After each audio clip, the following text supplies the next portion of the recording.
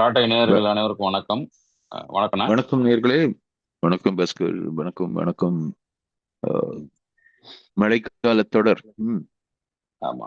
இப்போ ஆல்மோஸ்ட் இந்த ஆண்டினுடைய இறுதிக்கு பாட்காஸ்ட்டை பொறுத்த வரைக்கும் நமக்கு அடுத்த 5 எபிசோடு முடிக்கும் பொழுது இந்த ஆண்டு முடிஞ்சிருக்கு, 25 தொடங்கியிருக்கோம். ம், நமக்கு இந்த நவம்பர் டிசம்பர் வந்தாலே ஆண்டு முடிதோ இல்லையோ இந்த மழைக்காலம் குறித்தான ஒரு பயம்னு சொல்றதோட பீதியை கிளப்பி விட்டுறாங்க. ம், அதனால இந்த ம், நம்மளுடைய தனிப்பட்டு நம்ம ரிஃப்ளெக்ஷன் செய்துனே இருக்கிறோம், வருஷம் வருஷம்.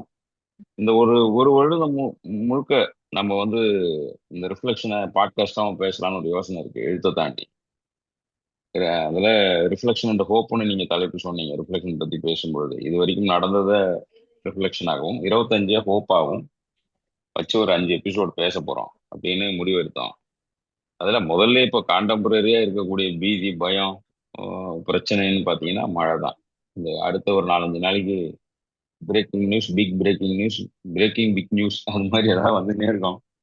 ம், அது கேளிக்கின்றதுக்காக சொல்லல. மழையின் மீதான இத்தனை பயத்தை எப்படி இந்த மக்கள் வந்து 2015 உள்வாங்கியிருக்காங்கிறத பத்தி பேசலாம்னு யோசனை.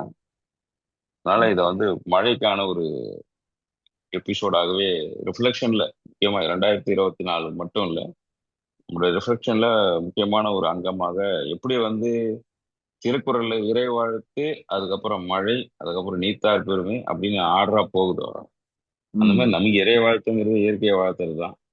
ம், அப்புறம் தான் அரண் வலியுறுத்துறது, இல்லு வாழ்க்கை, அது இதுன்னு போகுது. நமக்கு வந்து இறை வாழ்த்தை இயற்கையை வாழ்த்துறதுனால வான் சிறப்பு கையில் எடுக்கிறோம். எக்ஸலன்ஸ் ஆஃப் ரெயின் இங்கிலீஷ்ல மொழிபெயர்க்கிறாங்க அவங்க. ம், அதுல இருந்து தொடங்கலான்னு ஒரு யோசனை. ம். நிச்சயமா ரிஃப்ளெக்டிங் ஆன் த இயர் அப்படின்னு இந்த வருடம் முழுக்க நடந்த பல விஷயங்களை பத்தி நம்ம பேசலாம். அடுத்த வருடம் வரக்கூடிய நமக்கு நம்பிக்கை தரக்கூடிய விஷயங்கள் என்னெல்லாம் இருக்குது அப்படின்றத பத்தி இந்த சீசன் முழுக்க பேச போறோம். அதுல எனக்கு என்ன தோணுதுன்னா, இப்போ மழைக்காலம், நம்ம மழைக்கால கூட்டத்தொடர் வேற நடந்துட்டு இருக்குது இதுல ம். டெல்லியில. ஆனா டெல்லியில என்னத்த மழைன்னு தெரியல, என்ன கண்ணே தெரியல. 6 அடிக்க தாண்டி ஒண்ணுமே தெரியலங்கிறான் டெல்லியில. நடக்கும்போதே எதிரில இருக்கிற ஆளே உங்களுக்கு 6 அடி கிட்ட வந்தாதான் ஆளு தெரியுது. ம். ஆஹ் நேற்று இங்க சொல்லிட்டு இருந்தாங்க, டெல்லியில வீட்டுக்குள்ள மக்கள் சுவாசிக்கிறதுக்கு இப்போ அவங்க ஏர் பியூரிஃபையர் வச்சா தான் சுவாசிக்க முடியுதாம்.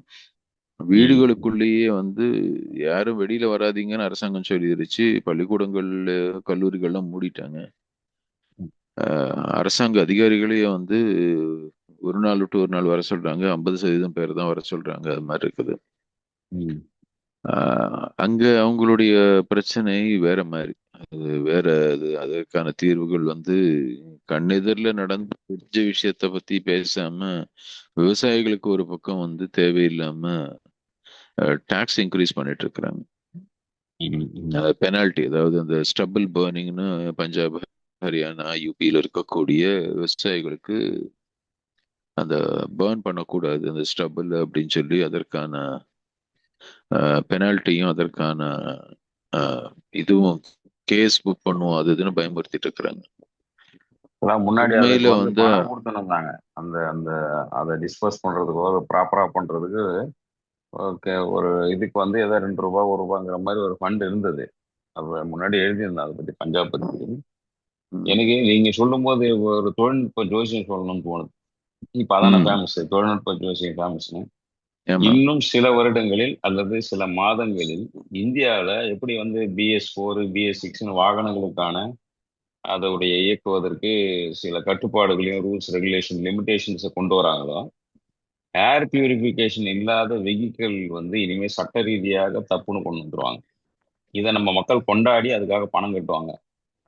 ஏன்னா இன்னைக்கு இருக்கிற டாப் மாடல் வண்டி அப்படின்னு சொன்னீங்கன்னா, முன்னாடி என்ன சொல்லுவாங்கன்னா, வண்டியோட இன்ஜின் கெப்பாசிட்டி, வண்டியோடைய கிரவுண்ட் கிளியரன்ஸு, வண்டியோடைய ஃபீச்சர்ஸு, பூட் ஸ்பேஸு, அதனுடைய உட்கார்றதுல இருக்க கம்ஃபர்ட்னு பேசுவாங்க. இன்னைக்கு வந்து டாப் வேரியன்ட் அப்படின்னாக்கா உள்ள ஏர் பியூரிஃபையர் இருந்தால் அது பேர் டாப் வேரியன்ட். ம், இப்போ இது வந்து இப்போ ஆப்ஷனலா இருக்கு, உங்களுடைய அஃபோர்டபுள் இருக்கு. ஆனா இந்த ஆப்ஷனல் வந்து இப்போ ரேடியோ செக் பாக்ஸா இருக்கிறது நாளைக்கு ரேடியோ பாக்ஸா மாற வாய்ப்பு ம், இருக்கு. அந்த கட்டாயமாக்கப்படுறதுக்கு வாய்ப்பு இருக்குன்னு தான் சொல்றேன் நான். அப்போ இந்த ஏர் பியூரிஃபை, இந்த சுத்தமான காத்து என்பது வந்து ஆக்சுவலா அது கான்ஸ்டியூஷன் ரைட்ஸுக்கு எதிரானது. சுத்தமான ம், காத்தை வந்து கொடுக்கறதுங்கிறது அந்த நிலத்தை ஆளக்கூடியவர்களுடைய பிரதான கடமை. ம், அது அது மன்னரா இருந்தாலும் சரி, முடியாட்சி குடியாட்சி எதுவா இருந்தாலும் சரி, பைகாமரலிசமா இருந்தாலும் சரி, பிரசிடென்டா இருந்தாலும் சரி, பிரைம் மினிஸ்டர் இருந்தாலும் சரி, அவருடைய கடமை வந்து மக்கள் சுவாசிக்கிறது சுத்தமான காற்றை சுவாசிக்க வேண்டியது நம்மளுடைய கான்ஸ்டியூஷன் ரைட்டு.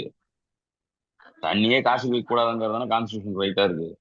நம்ம சர்வீஸ்க்கு தான் காசு கட்டுறோம்னு சொல்றோம். அதே மாதிரி சுத்தமான காத்துங்கிறது ஒரு காலகட்டத்துல டின்னுல வரும்னு நான் யோசிச்சேன். அப்படிதான் இருந்தது ம், இல்லையா? ஆக்சிஜன் டின்ல ம், வாங்கி ம், சுவாசிப்பாங்க, ஆக்சிஜன் ரூம் இருக்குன்னு பேசியிருக்கோம் நம்மள. ம், இன்னைக்கு சென்னையில கொஞ்சம் அது எட்டி பாக்குது, ஆனா அதுவே போதாது. அது எவ்வளவு நேரத்துக்கு இருக்குன்றதுனால இப்போ வந்து ஆக்சிஜன் பியூரிஃபையர்ன்றது ஹை செல்லிங் டிவைசஸா மாறிக்கிட்டே வருது. அது மேண்டேட்டரியாகவும் ஆக்கப்படுது. இப்ப வாகனங்கள்ல, வீடுகள்ல ஏர் பியூரிஃபையர்ன்றது ஒரு காலகட்டத்துல ஃபேன் மாதிரி ஆயிரும். ம், அப்படிங்கிறது வாகனங்கள்ல கட்டாய சட்டமா மாறிடும்ன்றத கூட ஜோசியமா வச்சுக்கலாம். நம்ம ஜோசியம் பலிக்கும்.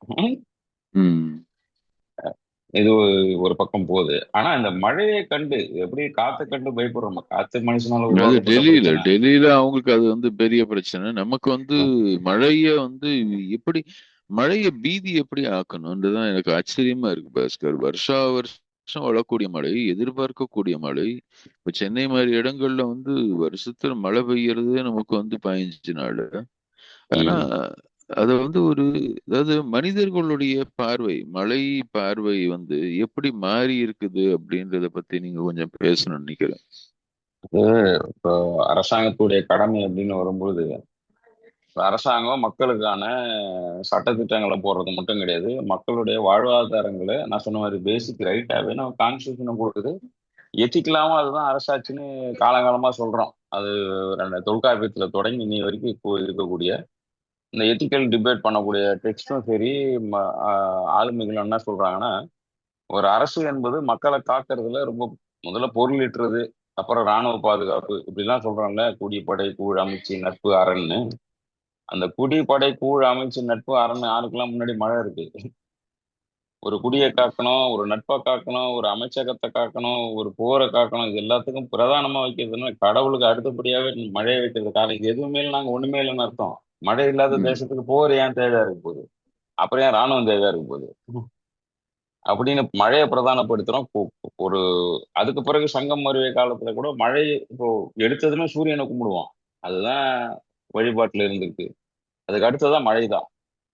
ம், ஞாயிறு போட்டுறோம்னா அடுத்தது திங்களை போட்டுறோம்னா அடுத்தது மாமழை போட்டுதுன்னா சூரியன், ம், நிலா, மழை இது மூணும் தான் நமக்கு வந்து எல்லா மித்தாலஜிலுமே ஏர்லி மித்தாலஜிஸ்ல இருக்கக்கூடிய கடவுளா பாக்குறோம். இது மூணும் தான் உணவுக்கு, உயிருக்கு வந்து இந்த நம்ம ரீசெண்ட் டேஸ்ல சொல்றோம்னா அதுதான் நியூட்ரிஷன், அதுதான் உயிர் எல்லாமே.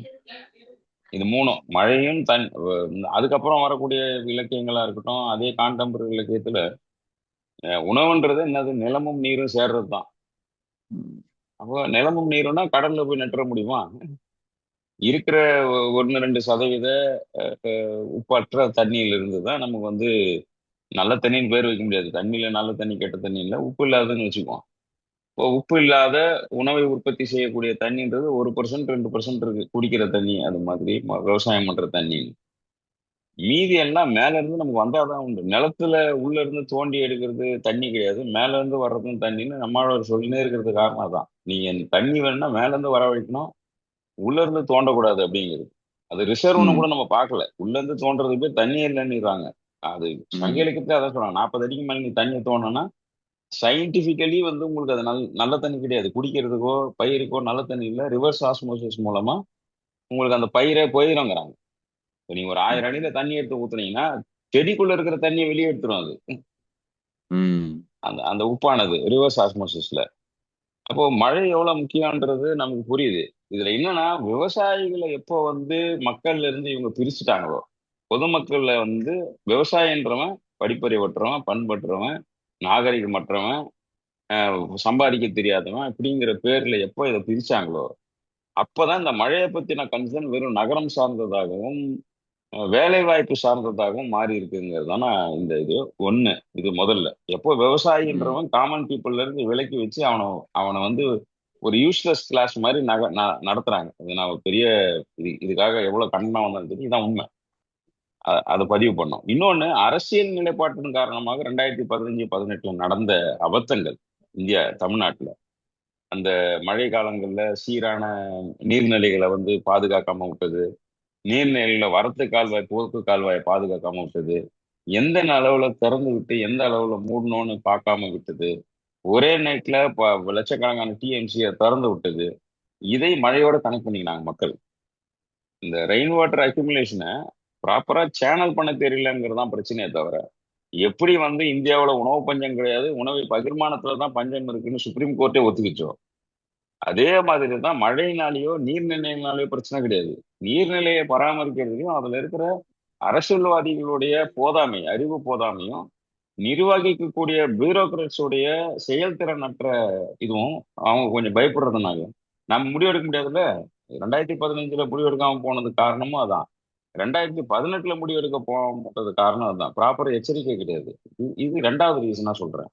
முதல் ரீசன் விவசாயிகளை அப்புறப்படுத்துறதுனால தான் மழையை பத்தி இவ்வளவு பீதி. ரெண்டாவது, இது முழுக்க முழுக்க அரசியலும் நிர்வாகமும் சேர்ந்து இருக்கக்கூடிய ஒரு மெத்தன போக்கு அல்லது அறியாமை, அவங்க செய்யற தவறு ரெண்டு. மூணாவதா இருக்கக்கூடியது, எல்லாத்துலயும் டெவலப்மெண்ட் பேசுறாங்களே தவிர இந்த climate history, climate change, climate சார்ந்த விஷயங்கள்ல இந்திய லெவல்ல, தமிழ்நாடு மட்டும் இல்ல, இந்திய லெவலே அதுக்கு ஒரு சரியான பாலிசியே கிடையாது. நேத்து ஒரு வார்த்தை நியூஸ்ல போடுறாங்க, இன்னைக்கு மெசேஜ்ல கேட்கறாங்க, கனமழைக்கும் அதி கனமழைக்கும் என்ன வித்தியாசம் அப்படின்னு கேக்குறாங்க. ஐஎம்டி அதை சொல்லுதுன்னு நியூஸ்ல போடுறாங்க. அவனா தான் சொல்றான், 11 சென்டிமீட்டருக்கு மேல பெஞ்சாலே கனமழை, 20.4 சென்டிமீட்டருக்கு மேல பெஞ்சாலே அது அதி கனமழை. 20 பெஞ்சாலும் சரி, 200 பெஞ்சாலும் சரி, ஒரே ஸ்கேல் தான். அங்க ஸ்லைடிங் எல்லாம் கிடையாது. 11 பெஞ்சாலும் சரி, 19 பெஞ்சாலும் சரி, வெறும் கனமழை தான். 19.9க்கும் 20க்கும் என்ன வித்தியாசம் கேட்டா அரசாங்கம் சொல்லாது. எக்ஸல் ஷீட்ல அப்படி ஒர்க் பண்ண முடியாதுல்ல, டேஷ்போர்டுக்கு அதெல்லாம் தெரியாது. ஏன்னா 19.9 பெஞ்சாலும் சரி, 20 பெஞ்சாலும் சரி, அந்த இடத்துல நேரா வெட்டி இதுன்னு போட்டுருவாங்க. அவங்களுக்கு வந்து இயற்கையா புரிஞ்சுக்கல, அவங்க வந்து மெட்ரிக்ஸ்லயே இருக்கிறாங்க இன்னமும். அதுவும் அடிப்படையில அவங்க வந்து கிளாசிக்கல் மெட்ரிக்ஸ்ல இருக்கிறாங்க இன்னமும். ரொம்ப மீட்டர் சென்டிமீட்டர் அளக்குறதுல ரொம்ப பழைய காலத்து 300 வருஷத்துக்கு முன்னாடி இருந்த பிசிக்ஸே இன்னும் கையாளுறாங்க இந்த விஷயத்துல. இது டெவலப்மெண்ட் சொல்றவங்க இந்த கருதுகோள்களை மாத்தணும். இந்த ரிசர்ச் மெத்தடாலஜியை மாத்தாம இந்த மக்கள் இந்த பீட் இப்போ 25 பெஞ்சாலும் அதி கனமழை, 65 பெஞ்சாலும் அதி கனமழை. 2023 அதான் நடந்தது. ஒரு இடத்துல 63 பெய்யுது, ஒரு இடத்துல 45 பெய்யுது, ஆனா ஆவரேஜ் 50. 45 பெஞ்சது. இந்த பெரும்பாக்கத்துல 60. அப்போ இது எல்லாத்தையும் டேலி பண்ணி 45 ஆவரேஜ் பண்ணாங்க.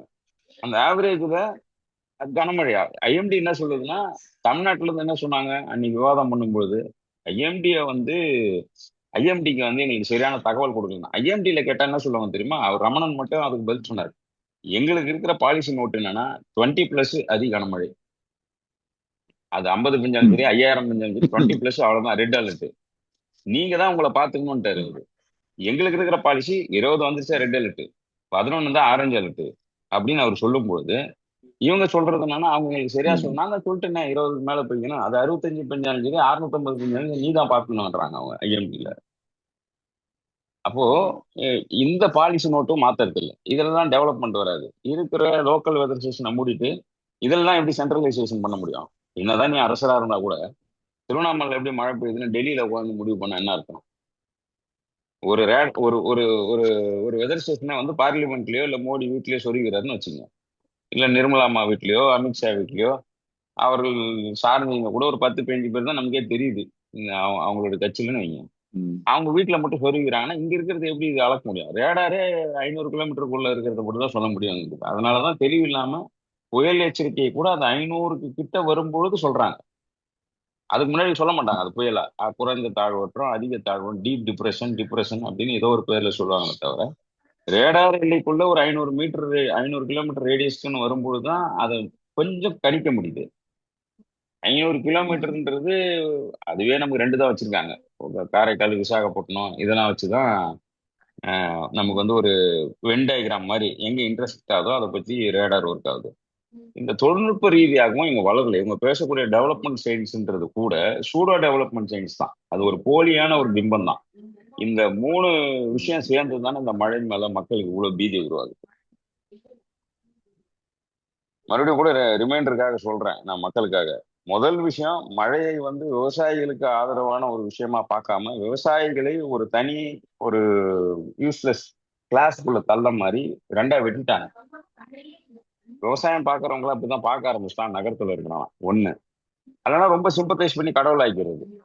உழுதுண்டு வாழ்வார் தோழ்வார் அப்படின்னு ஏதாவது சொல்லி அப்படியே நீங்க தள்ளி வைக்கலாமே. ஒண்ணு போட்டு தள்ளி வைக்கலாம், இல்லைன்னா இழந்து தள்ளி வைக்கலாம். நீங்க எடுக்கிற டூலா இருக்கு. ஒண்ணு, விவசாயிகளை மக்களோட இருந்து பிரிச்சது. இன்னைக்கு எத்தனை பேர் வந்து மழை பெய்யலன்னு கேக்குறாங்க இதே நாள்ல. தருமபுரிக்கு எப்போ வரும், கிருஷ்ணகிரிக்கு எப்போ வரும், ஈரோட்டுக்கு எப்போ வரும், கரூருக்கு எப்போ மழை வரும்னு கேட்கறவங்க எவ்வளவு பேர் இருக்காங்க இன்னைக்கு. பழைய கதை இல்ல. இப்போ அந்த மழையில் வேண்டி நிற்கக்கூடிய நிலமோ மனிதர்களோ இவங்களுக்கு கணக்கு இல்லை. சென்னை கோயம்புத்தூர் மட்டும்தான் கணக்கு தமிழ்நாடுனா. ஏன்னா அதுதான் இவங்க இவங்க அரசியல் பண்றதுக்கு தேவையான அனைத்து பொருளாதார அடியால் சப்ளை பண்ணுது. மற்ற ஊரை பத்தி கவலை இல்லை. இது முதல் காரணம். இரண்டாவது, அரசியல் இருக்கக்கூடிய நிலைப்பாடுகளும் முடிவுகளும் ஒரு ஒரு மையப்படுத்தப்பட்ட ஆட்கள் கிட்ட இருக்கும் பொழுது பியூரோக்ராட்ஸ் கூட முடிவு எடுக்க முடியாததான் கை கட்டி நின்னாங்க 2015. அதனுடைய விளைவு தான் செம்பரம்பாக்க ஏரி. அதுதான் நமக்கு தெரியும். அந்த செம்பரம்பாக்க ஏரி விளைவு தான் தமிழ்நாட்டை ரொம்ப பீதி அடைய வச்சுச்சுன்னு நான் நினைக்கிறேன் 2015. அப்புறம் 18ல நடந்த டிசாஸ்டர் ஆமா. நாகப்பட்டினத்துல. இது ரெண்டு காரணம். மூணாவது வந்து இவங்க தொழில்நுட்பம்னு சொல்லக்கூடிய விஷயங்களை கூட சீரா டெவலப்மெண்ட் சயின்ஸ் படி நடத்தல.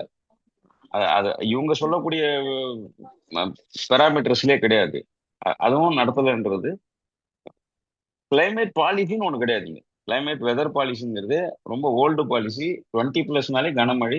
அதை மட்டும் அவங்க சொல்லிடுறாங்க. அது டெய்லி அப்டேட்ஸ் மாதிரி. அவனுக்கு எல்லா மாநிலத்துக்கும் தகவல் கொடுக்கணும் இல்லையா? நம்மளுக்கு வந்து காலையில என்ன சாயங்காலம் ஒரு 2 அப்டேட் வரும் தமிழ்நாட்டுக்கு ஐஎம்டில இருந்து. ஒரு இயர்லி மார்னிங்ல ஒன்று வரும், மத்தியானம் ஒரு 3 மணிக்கு வரும்.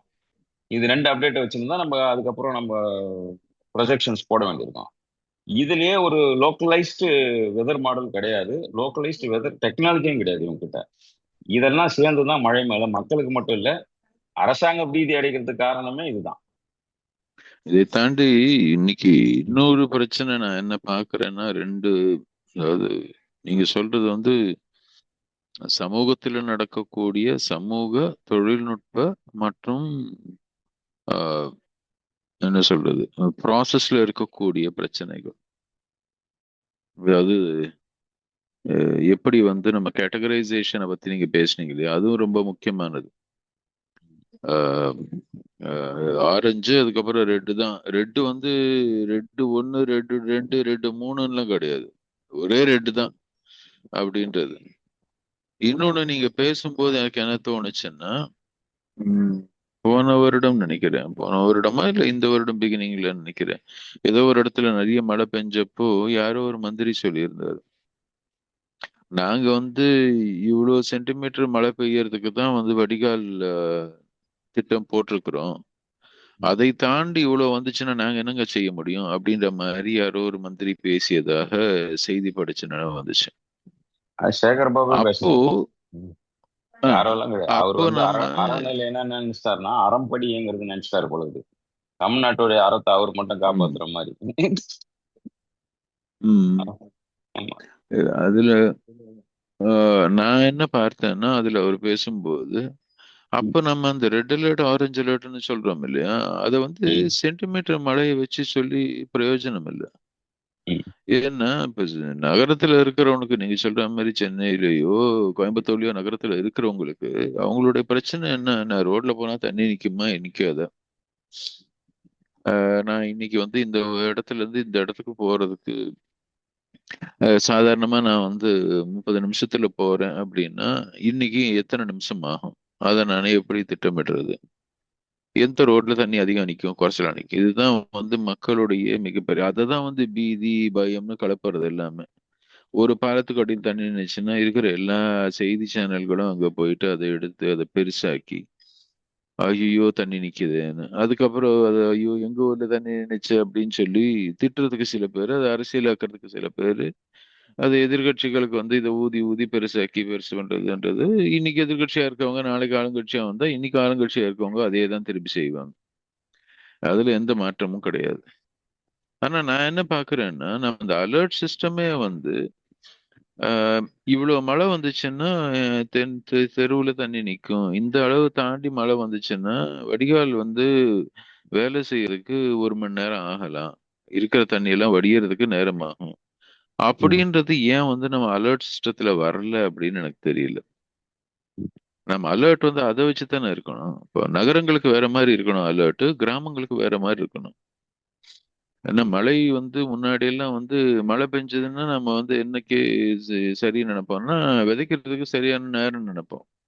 ம், அல்லது அந்த நேரத்துல வந்து விவசாயிகள் வந்து அந்த நேரத்துல என்ன செய்யணும். இப்ப நீங்க சொல்லும் போது நீங்க சோசியலி ஐசோலேட்டட்னு சொன்னீங்க இல்லையா? ம், அந்த சோஷியல் ஐசோலேஷன் அண்ட் கம்பார்ட்மெண்டலைசேஷன், விவசாயத்தையும் மக்களையும் வந்து மற்ற இந்த நகரத்தார்களையும் வந்து கம்பார்ட்மெண்டலைஸ் பண்ணி பேசும்போது ம், அவர் 2 பேருக்கும் தனித்தனியாக வந்து மழை பற்றிய இது சொல்லணும்னு தோணுது எனக்கு. ம், ஏன்னா நகரத்துல இருக்கனுடைய பிரச்சனை வேற மாதிரி பிரச்சனை. ம், ஸோ அத வந்து பீதியாகவோ பயமாகவோ பேசாம ஒரு அறிவுசார் சமூகம் என்ன பண்ணும்னா, ம், மழைன்றது அவசியம் மனுஷங்களுக்கு. இந்த மழை ம், வரும்போது அதை நாம வந்து எப்படி நாம நிர்வாகம் செய்ய போறோம். அப்போ ம், இந்த வடிகால் திட்டமே பாத்தீங்கன்னா என்ன ம். பண்ணுது, இருக்கிற மொத்த தண்ணியும் வந்து கண்ணுக்கு தெரியாம எடுத்துட்டு போய் கடல்ல கலக்குது. ஆ, அந்த வடிகால் திட்டம் முழுக்கவே பாத்தீங்கன்னா ம், சென்னையுடைய ஆஹ், தண்ணிய வந்து கிரவுண்ட் வாட்டர் ரீசார்ஜுக்கு பயன்படுத்தல. ம், மழை தண்ணி நீங்க அங்கங்க சோக் பிட் மாதிரியோ அல்லது அங்கங்க வந்து நீங்க சின்ன சின்ன பாண்டு மாதிரியோ வச்சு அங்க ம், இருக்கக்கூடிய நீர்நிலைகளை வந்து நிரம்பி அதுக்கப்புறம் ஓவர்ஃப்ளோ ஆறத மாத்திரம் எடுத்துட்டு போய் நீங்க வந்து கடலுக்கு இது பண்றீங்களோ அது மாதிரி பண்ணீங்கன்னா ம், அடுத்தடுத்த நீர்நிலைகளை தாண்டி கடலுக்கு போறது அதுதானே இந்த இந்த நிலப்பரப்புல இருந்த மிகப்பெரிய இரிகேஷன் வண்டரே அதுதானே. அந்த ம், செயின் ஆஃப் டேங்க்ஸ்ன்னு வச்சு ஒண்ணு நிரம்பினா அடுத்தது, அது நிரம்பிச்சுன்னா அடுத்ததுன்னு இருந்த கிரேடியன்ட்டையே வந்து ஒரு சயின்ஸா மாத்தின ஒரு சமூகத்தினுடைய என்ன சொல்றது, அந்த ஒரு பாரம்பரியத்துல வந்தவங்க நம்ம. ம், அதை வந்து நேச்சுரல் கிரேடியன்ட்டை வச்சு அந்த செயின் ஆஃப் டேங்க் வச்சு கடைசியில தான் கடலுக்கு போகும். எக்ஸஸா இருக்கிறது கடலுக்கு போற மாதிரி பண்ணியிருந்தாங்க. ஆமா. இப்ப என்ன பண்றோம், எங்கேயுமே இடம் இல்லை, எல்லாத்தையும் நம்ம ஆக்கிரமிச்சிட்டோன்றதுனால அஹ், இருக்கிற சென்னை மாநகரத்துல வந்து இந்த 3 வருஷத்துல வடிகால் திட்டம்னு ஒரு பேர்ல ஏறத்தாழ சாலையின் ஒரு பகுதியில ஒரு பக்கம் சாலையில இருக்கக்கூடிய எல்லா மரத்தையும் வெட்டிட்டோம். ம், வெட்டி அந்த பகுதியில இருக்கக்கூடிய அந்த தண்ணியை வந்து அதுல கீழே சேகரிச்சு எடுத்துட்டு போய் கடல்ல ஊத்துறோம். சோ ஒரு ம், பக்கம் இது கட்டுறோன்றதுனால எந்த கேள்வியும் கேட்காம மரத்தை வெட்டணும். இவ்வளோ 1000 மரத்தை வெட்டின சாபம் வந்து ம், அந்த வடிகால் திட்டத்தை நிறைவேற்றின அந்த ஆமா. மந்திரிக்கும் அந்த அதிகாரிகளுக்கும் நிச்சயமா உண்டு. ம், ஆயிரக்கணக்கான லட்சக்கணக்கான மரங்களை எந்த விதமான ஒரு இதுவுமே இல்லாம இரவோட இரவா வெட்டினாங்க. காலையில வெட்டினா சுத்தி இருக்கிற மனுஷங்களுக்கு ம், ம், ஏதான யாரான ப்ரொடெஸ்ட் பண்ணிடுவாங்களோன்னு சொல்லி இரவோடு இரவாக மரங்கள் அகற்றப்பட்டன அந்த வடிகால் திட்டத்தை. வடிகால் திட்டத்தை முடிச்சாங்களான்னு அதுவும் முடிக்கல. ம், அதனால எதுக்கு சொல்றேன்னா இந்த தண்ணிய வந்து கண்ணுக்கு தெரியாத எடுத்துட்டு போய் எங்கேயோ விட்டுடணும் அப்படின்றத வந்து ஒரு தீர்வாக இருக்காது. அதுவும் ஆ, என்ன பண்ணுதுன்னா எப்படி நீங்க விவசாயத்தை ஐசோலேட் பண்ணமோ அதே மாதிரி தண்ணிய வந்து ஐசோலேட் பண்ணிடும். உனக்கு ம், தேவையான தண்ணி வந்து நாங்க குழாயில கொடுக்குறோம். ம், மற்றதெல்லாம் வந்து உன் கண்ணுக்கு தெரிய வேண்டியது இல்லைன்னு வந்து மழையும் வாழ்க்கையுமே வந்து நம்ம ஐசோலேட் பண்ணிடுறோமோன்னு தோணுது ஒரு பக்கம். ம், இன்னொன்று நகரங்கள்ல வந்து இந்த மாதிரி ஐசோலேஷன்ல கொடுக்கக்கூடிய ப்ரெடிக்ஷன்ஸும் வந்து அவர்கள் வாழ்க்கைக்கு தேவையான ப்ரெடிக்ஷனா இல்லாம ம், வேற மாதிரி இப்போ அந்த இப்போ சென்னையில பாத்தீங்கன்னா போலீஸ் ஸ்டேஷனுக்கு முன்னாடி எல்லாம் ஒரு நம்பர் ஒன்று போடுவாங்க.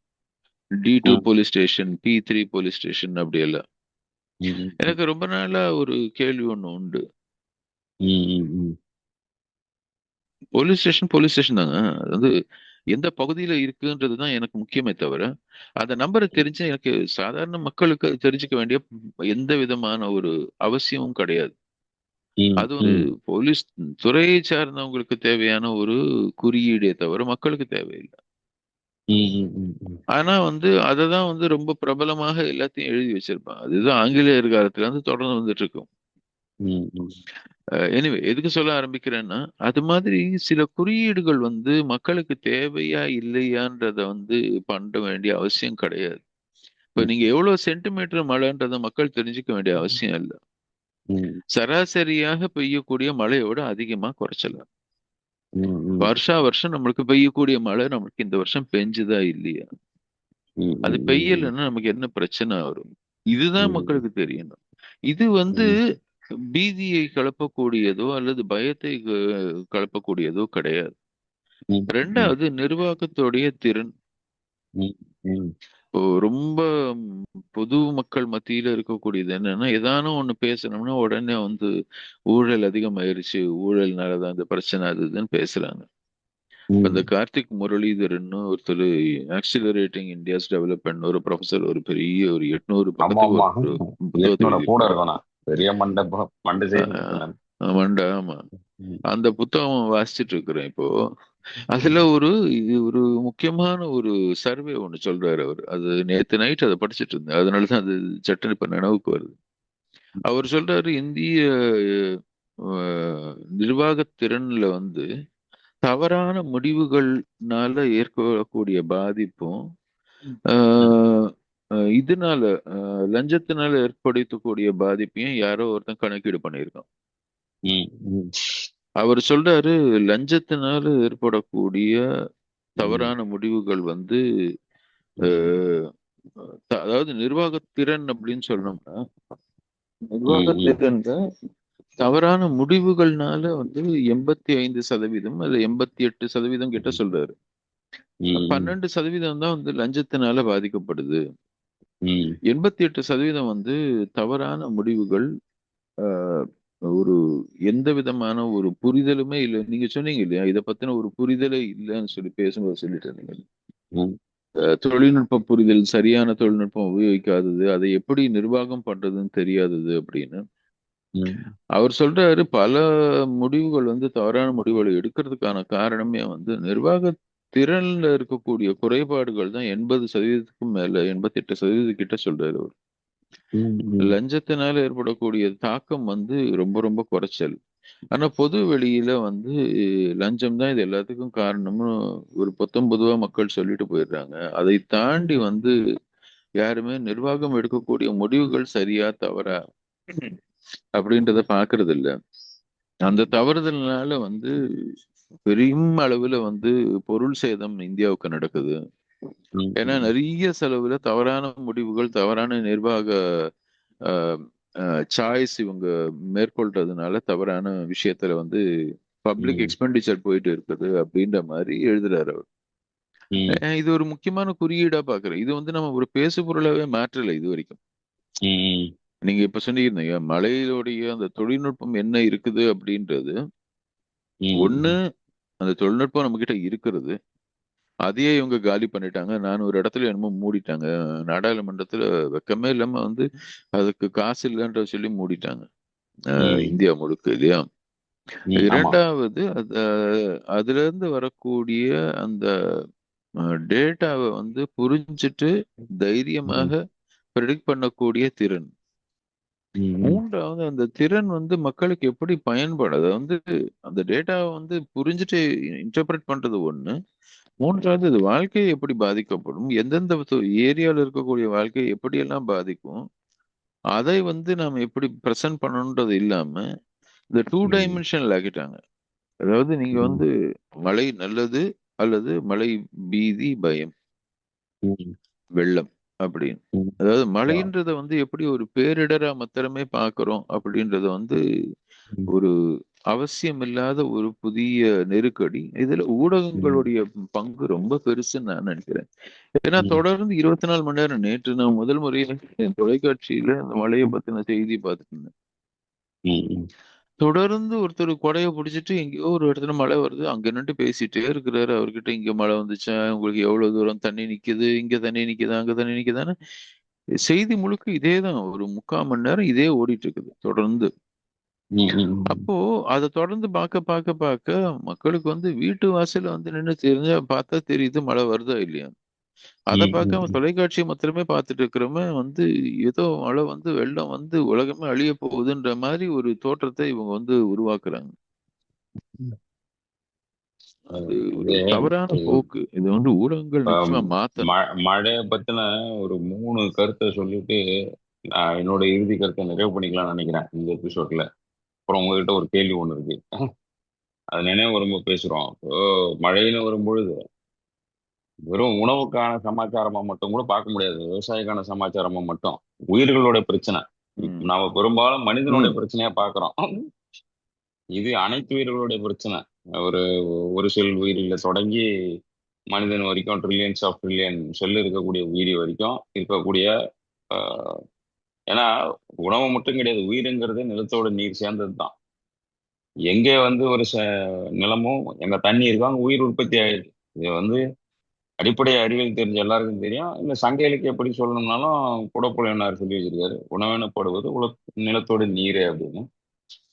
இப்போ உணவுன்றது ஒரு உயிர் தான். உணவுன்றது தனி பொருள் கிடையாது. என்னைக்கு நம்ம ப்ராசஸ்ட் ஃபுட்டில் வந்தோமோ அப்பதான் இதை உணவுன்றது உயிராவே நம்ம பார்க்கறது இல்லை. உணவுன்றது வந்து ஒரு ப்ராடக்டாகவும் காம்பினேஷன்ஸ் ஆஃப் எலமெண்ட்ஸாகவும் பார்க்குறோம். உணவுன்றது ஒரு உயிர் உள்ளதை தான் நம்ம வந்து அது சைவமோ அசைவமோ அதை உயிர் உற்பத்தி ஆக்கி தான் சாப்பிட்றோம். அது ஒரு உயிர் தான். உணவுங்கிறது ஒரு உயிர் உள்ள ஒரு பொருளை தான் நம்ம ஆஹ், ரெண்டு வகையில சாப்பிட்றோம். அது காலம் மரணம் அடைஞ்சாலும் சரி, அகால மரணம் அடைஞ்சாலும் சரி. அதாவது மெச்சூராகி கீழே விழுந்து எடுத்து சாப்பிட்டாலும் அதான் உணவு. அது கால மரணம். அதுவே காயா வெட்டி தின்னாக்கா அது அகால மரணம். ஏதோ ஒரு வகையில அது அந்த உயிரை தான் நம்ம அதுக்கப்புறம் ப்ராசஸ் பண்றோம், எல்லாம் பண்றோன்றதெல்லாம் அதுக்கப்புறம் ப்ரிசர்வேஷன் குக்கிங் ஸ்டைல்லாம். உணவுங்கிறதுக்கு அடிப்படை உயிருங்கிறத புரிஞ்சுக்கணும். உணவும் உயிரும் வந்து தனித்தனி இல்லைன்னு புரிஞ்சுக்கணும். இது மனிதனை மட்டும் மையமா வச்சு ரொம்ப ஆந்த்ரோபோசினிக் வியூ ஆஃப் ரெயின் தான் இது. நம்ம பேசுனது கூட இது வரைக்கும் ம். பேசுனது. ஆனா இது இதுவே வந்து ஒரு மழை என்பது எல்லா உயிருக்கும் ஆதாரமா இருக்கக்கூடிய ஒரு இயங்கு சக்தி அது. அந்த அந்த எல்லா உயிருக்கும்ங்கிறதே இங்க பகுத்துண்டு பல்லுயிர் ஓம்புதல்னு சொல்லக்கூடிய அதே ஆட்கள் தான் மழைன்னு வரும்போது மட்டும் டெல்லி, மெட்ராஸ், பாம்பே, கல்கத்தான்னு பிரிச்சுக்கிறாங்க. அதுலயே மக்கள் நிச்சயமா. இப்ப மக்களா பிரிக்கிறதே தப்பு. அதுலயும் நான் பெருநகர மக்களை மட்டும் பிரிச்சுக்கிறது. அவர்களுடைய பாதிப்புக்கு ம். அரசாங்கம் செவி சாய்க்கிற அளவுக்கு மற்ற பாதிப்புகளுக்கு செவி சாய்க்கிறது இல்ல. ஒரு ஊர்ல இன்சூரன்ஸ் எடுத்தா கூட ஒரு காருக்கு இன்சூரன்ஸ் கட்டுறோம்.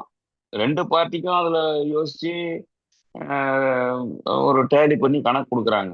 ஆனா ஒரு விவசாயியோட இன்சூரன்ஸ் கேட்டீங்கன்னா சிரிப்பா இருக்கும்.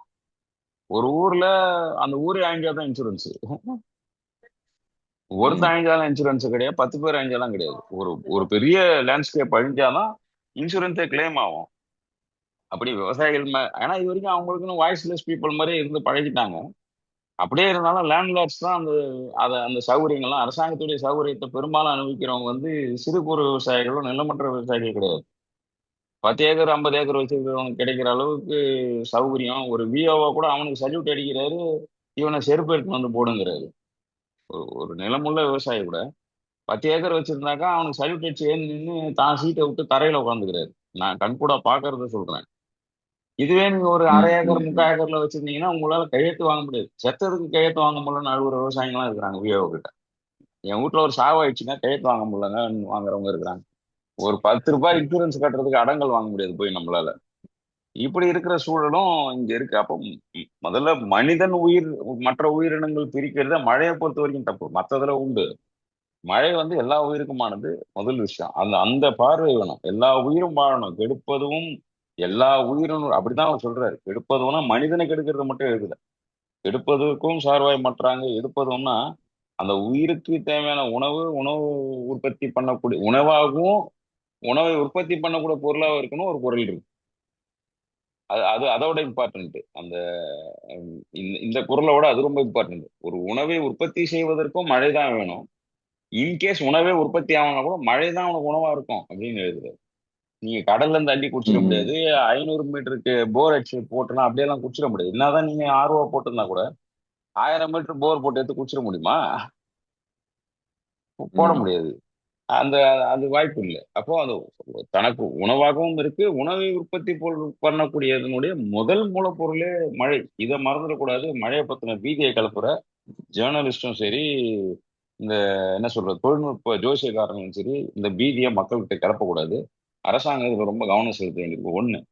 ரெண்டாவது, தொடர்ச்சியா பௌத்தத்தை படிக்கிற காரணத்தினால அவர் என்ன சொல்றாருன்னா, அவருடைய ரிட்ரீட்னு ஒண்ணு எழுதுறாங்க இங்கிலீஷ்ல மொழிபெயர்க்கும் போது. அப்படி கிடையாது. அவருடைய வினையாலே மழை காலங்களில் விவசாய கிராமங்களுக்கு சென்று பிச்சை எடுப்பது கூட கூடாது. நீ உக்காந்த இடத்துல என்ன கிடைக்குதோ அதை தின்னுட்டு வாழணுங்கிறாரு.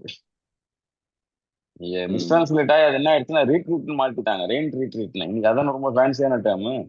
இன்னைக்கு பௌத்தத்தை ம், மொழிபெயர்க்கிறவங்க மிஸ்டிரான்ஸ்லேட் பண்றது, மிஸ்லீட் பண்றது எங்கன்னா லாங்குவேஜ்.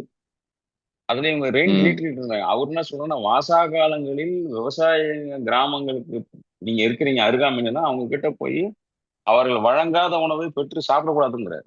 நீங்க போய் வாசல் நின்று அவனை டிஸ்டர்ப் பண்ணக்கூடாதுங்கிறாரு. அதுவும் திருக்குறளோட ம், பொருந்துது. ஒருத்தன் கேட்டு கொடுக்க முடியலன்னு ஒருத்தன் போய் கேட்கறதே தப்பு. ரொம்ப அது வந்து அது ம், ஒரு இல்லாமை இயலாமை. அதை கேட்டு கொடுக்க முடியலன்ற கில்ட் இருக்குல்லையா, அது அதோட பெருசுன்னு அவ்வையாரும் எழுதுறாங்க. ஒருத்தன் வந்து கேட்கறான், எனக்கு பிச்சை போடுன்னு கேட்கறான்னா அதுவே ம், ஏதோ ஒரு இதுலதான் வந்து கேட்கறான் அவன். அதே மீறி அவன் கேட்டு என்னால கொடுக்க முடியலன்னு அவர் கில்ட் இருக்குல்ல, அது அதை விட மேலானதுன்றாங்க. அதனால புத்தர் வந்து நீங்க வந்து மழைக்காலங்களில் விவசாயிகளை ம், டிஸ்டர்ப் பண்ணக்கூடாதுங்கிறாரு. அதன் வழியில தான் மாடு கீடுன்னு நிறைய அரசியல் இருக்கு. அது தொடர்ச்சி நம்ம பேசலாம். அப்போ வாசா அப்படின்ற மழைக்காலங்கள்ல விவசாய கிராமங்கள்ல சென்று பிச்சை எடுப்பதே கூடாது. நீங்க இருக்கிற மோனாஸ்ட்ரில இருந்து ஒரு 90 நாள் 50 நாள் வந்து பயிற்சியை கொடுத்துட்றாரு அவரு. அதுல மோனாஸ்ட்ரில வரக்கூடிய சேவிங்ஸோ டொனேஷன்ஸோ அல்லது விவசாயிங்க கொண்டு வந்து கொடுக்கறத வச்சு வாழ்ந்துங்கிறாரு. அப்படியே அந்த விவசாயிகளை பிரதானப்படுத்துறாரு. மழைக்காலங்களை அவ்வளவு முக்கியம்னு அவங்க பாக்குறாங்க ஒவ்வொருத்தரும். இந்த பார்வை ஒண்ணு இருக்கு. சரி, நவீனப்படி கிளைமேட் சேஞ்ச் படி ஒண்ணு பார்த்தோம்னாலும், கிளைமேட் சேஞ்சில் வெயில ஒத்துக்கிறோம், கிளைமேட் சேஞ்சில் பனியை ஒத்துக்கிறோம். ஏன்னா இது ரெண்டையும் ரெகுலேட் பண்ணிக்க முடியும் நம்மளால. ரொம்ப வெயில் அடிச்சா ஏசி போட்டுக்குவோம். ம், 16ல இருந்து 30க்குள்ள ஏதாவது ஒரு வச்சுக்கிற மாதிரி இப்ப ஏசி வந்துருச்சு. அதுல நம்ம 15 18ன்னு வச்சு அதனுடைய இம்பாக்டை கூட விட்டுருவோம். ஆனா நம்மளால சௌகரியமா இருந்துக்க முடியும். பனிக்காலங்கள்ல ஏதாவது ஒரு என்ன சொல்றது வெதர் கிளாத்ஸ் ஏதாவது மாட்டிக்கிறோம். உள்ளு ஏதாவது ஒண்ணு போட்டு ஏதாவது லெதர்ல லெதர்னு போட்டு கூட நம்ம இருந்துக்கிறோம். ஆனா அந்த மழைன்றது என்னன்னா, மீண்டும் மீண்டும் சொல்வது, வெயிலோ பனியோ நம்மளை அழுக்காக்குறது இல்ல. இந்த ம், அழுக்கின் மீது இவனுங்களுக்கு இருக்கக்கூடிய அபத்தம் இருக்கு இல்லையா, அந்த அந்த பார்வை, சேரு அப்படின்னு. ம், ஏன்னா நகர சேருன்றது வேற. இப்போ நீங்க கிராமத்துல மழை பெஞ்சா அந்த சேத்துல குழந்தைங்க உருண்டு கூட விளையாட விடலாம். நகரத்துல நீங்க கால் வைக்கவே கூசும். ம், அந்த கிரே வாட்டரா தானே இருக்கு ம், பெரும்பாலும். இப்போ மழையுடைய தவறு இல்ல, அது மனுஷனுடைய தவறு. எந்த மழையும் கிரே வாட்டரா வரல ம், இன்னமும். என்னதான் சல்பியூரிக் இருக்கு, அதுல வந்து இந்த நைட்ரிக் ஆசிட் இருக்கு எல்லாம் சொன்னா கூட மழை வந்து கிரே வாட்டரா வர்றது இல்ல. அதை கிரே வாட்டராக மாத்தி அதை பல்வேறு படிநிலையில ஒரு கெமிக்கலா மாத்தி தான் செய்த அபத்தத்தில் தானே கால் வைக்க முடியாது இல்ல. அந்த அந்த அந்த ம், அந்த கில்ட்ல இருந்து மாறிக்கிறதுக்கு தான் மழையை உனக்கு சபிக்கிறது. தன்னுடைய தவறா இல்லாம மழையோடைய தவறா மாத்துறது. ம், நீங்க சென்னையில இப்ப திருவண்ணாமலை மழை பெஞ்சா நாங்க நடந்து போவோம். கால அளவு தண்ணி இருக்குன்னா சென்னையில அது முடியுமான முடியும். ம், இன்னைக்கு திருவண்ணாமலையுமே முடியாத சூழல் இருக்கு. அதையும் நான் எடுத்து போட்டேன். ஆனா நீங்க ஒரு கிராமத்துல மழை ம், பெய்யுதுன்னு வைங்க, ஒரு விவசாய நிலங்களையோ ஒரு பெருசா ஒரு லேண்ட்ஸ்கேப்ல மழையிலயோ மழை பெஞ்சா நமக்கு அது ஒரு அபத்தமா தெரியல. அப்புறம் ரெண்டாவது, காரு பைக்கு மேல இருக்கக்கூடிய அச்சம் இந்த நகரத்துல. ஏன்னா பெரும் இழப்பை வந்து அதில் தான் அந்த மக்கள் 2015 சந்திச்சாங்க.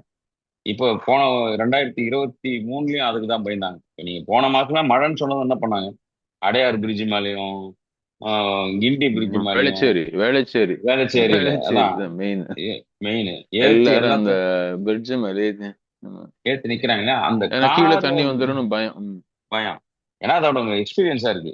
அந்த எக்ஸ்பீரியன்ஸ்ல என்ன பண்றாங்கன்னா, தான் காரை காப்பாத்திக்கிறதுக்காகவே இப்போ நீங்க இந்த வெதர் ரிப்போர்ட் பண்ணக்கூடியதை இவ்வளவு ஃபாலோ பண்ணணுமா நமக்கு தெரியல. ஏன் ஃபாலோ பண்றோம்னா, வேலைக்கு போறது வர்றது மட்டும் கிடையாது. தன்னுடைய வாகனங்களை பொருட்களை பாதுகாக்கிறதுன்றது கிரவுண்ட் ஃப்ளோர்ல இருக்கிறவங்க சாமானிய விஷயமா இல்ல. இத்தனை வழிகாலுக்கு பிறகும் இந்த வாகனங்கள் மீது இருக்கக்கூடிய ம், அச்சம் மக்களுக்கு போகல. இவங்க சொல்றதே ஒத்துக்கினா கூட மக்களுக்கு அந்த அச்சம் போலயே நீங்க செஞ்ச வடிகால் மூலமாக அந்த அச்சத்தை போக்கி இருக்கணும்ல முதல் வேலையா. வருது வரலன்றது அப்புறம் அந்த அச்சத்தை போக்கக்கூடிய அளவுக்கு ஒரு நிர்வாகம் வந்து இன்னும் கொஞ்சம் சீர்படணும் அப்படிங்கிறது தான் நான் என்னுடைய முழுமையான கருத்தை இங்க நான் நிறைவு செய்கிறேன். ம். கேள்வி ஏதோ கேட்க போறேன் நீங்க. ஆமா, கேள்வி என்ன, இப்ப நீங்க வந்து எதிக்ஸ் நிறைய பேசுறதுனால தொடர்ச்சியா இப்போ இதுக்கு மாற்று கிடையாது. இப்போ இப்போ நகரத்தை வந்து மாற்று கிடையாதுன்னு சொல்லிட்டாங்க. சென்னைக்கு மாற்று தமிழ்நாட்டுல எந்த ஊரும் கிடையாது. இப்ப சென்னை தான் இருக்கு. அப்போ இந்த இந்த என்னைக்காவது ஒரு சாத்தியம் இருக்கா இந்த அர்பனைசேஷன்ல இருந்து விலகிறதுக்கு? அர்பனைசேஷனை நிறுத்திக்கிறது கூட சான்ஸ் இருக்கான்னு நமக்கு தெரியல. ஆனா அதுல இருந்து விலகி போறதுக்கு எனக்கு ஆச்சரியமா இருந்ததுன்னா, இந்த விஜயோடைய கட்சி மாநாட்டுல எவ்வளவு விஷயங்கள், பாசிட்டிவ் நெகட்டிவ் விமர்சனம், கதைகள், பொய் போலிக்கு தாண்டி அவர் ஒரு ஒரு ஸ்டேட்மெண்ட் வந்து படிச்சாங்க ஒரு லேடி. நகரமயமாக்கலுக்கு எதிராக கிராமத்தை வலுப்படுத்துவது, நகரமயமாக்கலை குறைப்பதுன்ற ஒரு ஸ்டேட்மெண்ட்டை படிச்சாங்க. எனக்கு தெரிஞ்சு சமீப காலங்களில் எந்த ம். அரசியல்வாதியும் அதை பேசல. அந்த மாதிரி இந்த ம். நகரமயமாக்கலை குறைப்பது என்பதும் மழைக்கும் உள்ள தொடர்பையும் பத்தி நீங்க கொஞ்சம் பேசினா நல்லா இருக்கும்னு எனக்கு தோணுச்சு. கேள்வினா கேள்வி இல்லை, நீங்க பேசுறதுக்கு விடுபட்ட விஷயமா நான் இதை பார்க்கறேன் இந்த சாப்டர்ல. இல்ல நிர்வாக, அதாவது அஹ், நகரமயமாக்கல் அப்படின்றது என்ன? அல்டிமேட்லி யாரு நகரத்தை, ஒரு நிலப்பரப்ப நகரம் அல்லது கிராமம்னு யார் நிர்ணயம் பண்றாங்க? நிர்வாகம் தான் செய்யுது இல்லையா? ம், சோ நிர்வாகத்துடைய பார்வை எப்படி இருக்கு ம், அப்படின்னா, அந்த நிர்வாகம் அப்படின்றது அதிகாரிகளையும் சொல்றோம், அரசியல்வாதிகளையும் சொல்றோம். இவங்க ரெண்டு பேரும் எதை நம்புறாங்க அப்படின்னா, அவர்கள் வந்து இந்தியா தொடர்ந்து நகரமாக மாறிக்கொண்டே போகும் அப்படின்றது நம்புறாங்க. பெரும் ம், நகரங்களை நம்புறாங்க. பெரும் நகரங்களில் தான் வேலை வாய்ப்பு உருவாகும் அப்படின்றத நம்புறாங்க. பெரும் நகரங்களில் தான் நுகர்வு அதிகமாகும். நுகர்வு அதிகமானால் பொருளாதாரம் மேம்படும் அப்படின்றத நம்புறாங்க. ம், சோ நாம வந்து நகரமயமாக்கல் அப்படின்னா நம்ம எதை பத்தி பேசுறோம்? நாம வந்து நிலம் தன்னை தானே வந்து இன்னைக்கு நான் கிராமம் நாளைக்கு நான் நகரம் மாறாது. ம், நிலப்பரப்புடைய நிர்வாகத்துல இவங்க மாற்றி அமைக்கக்கூடிய கட்டமைப்புகள் தான். அதற்கு பின்னாடி இருக்கக்கூடிய இன்டென்ட் என்ன? ம், அதற்கு பின்னாடி அவர்களுக்கு இருக்கக்கூடிய இன்டென்ஷன் என்னன்றது ஒண்ணு வந்து ஐடியா, இன்னொன்னு இன்டென்ட்.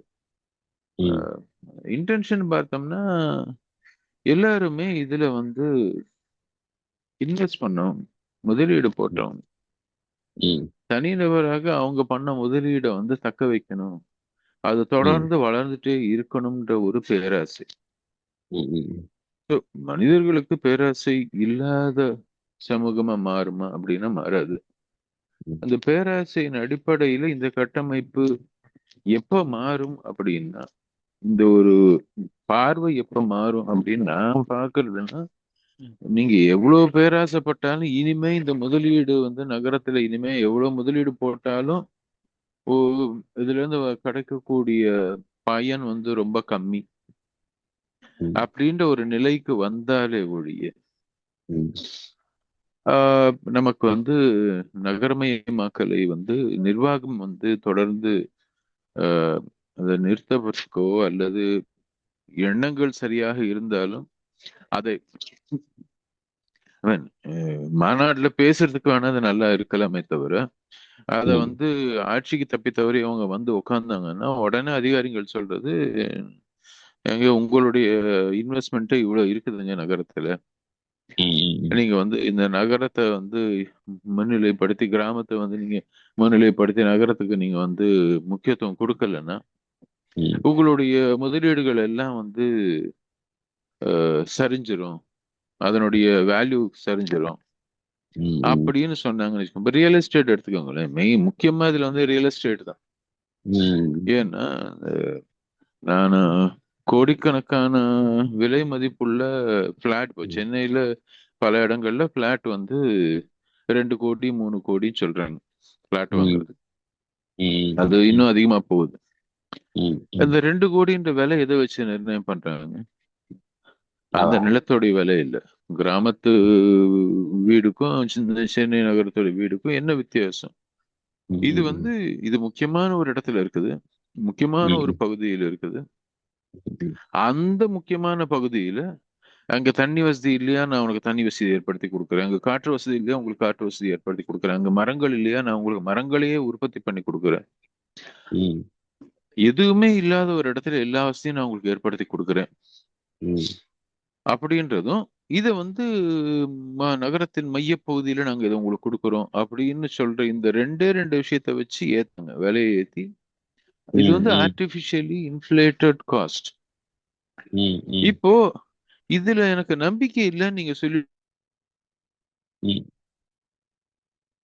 சொல்லிட்டீங்கன்னு வச்சுக்கோங்களேன், இந்த நகரமே ம், தவறு இல்லாத இடத்துல இவ்வளவு வசதி ஏங்க ஏற்படுத்துறீங்க, இது எல்லா வசதியும் இருக்கிற இடம் எங்கேயோ ஒரு இடத்துல இருக்குது, நான் அங்க போய் வாழ்ந்துக்கிறேன்னு மக்கள் சொல்ல ஆரம்பிச்சாலும் ம், ம். இந்த மொத்த எக்கானமி கிராஷ் ஆயிரும். இந்த ரியல் எஸ்டேட் ஆ, எக்கானமி கிராஷ் ஆயிரும். ம், ம், அதை உங்களை நம்ப வச்சு தொடர்ந்து மக்களை முதலீடு பண்ண வைக்கிறாங்க இல்லையா, அதை சுத்தி ஒரு மிகப்பெரிய ஒரு கட்டமைப்பு உருவாக்கி இருக்கீங்க. உங்களுக்கு வீடு எங்க வரும்னு சொல்றதுக்கு ஒருத்தர், அந்த வீடு வந்து எந்த பகுதியில வாங்கணும்னு சொல்றதுக்கு ஒருத்தர், அந்த வீட்டுல வாங்குறதுக்கு கடனை வாங்கி கொடுக்கறதுக்கு ஒருத்தர், அதை பத்தி உங்களுக்கு வாரம் இருக்கக்கூடிய எல்லா நாளிதழ்லையும் ஒரு நாள் நெசசரிலி ப்ராப்பர்ட்டின்னு ஒரு நாளிதழ் சப்ளிமெண்ட்டே வருது.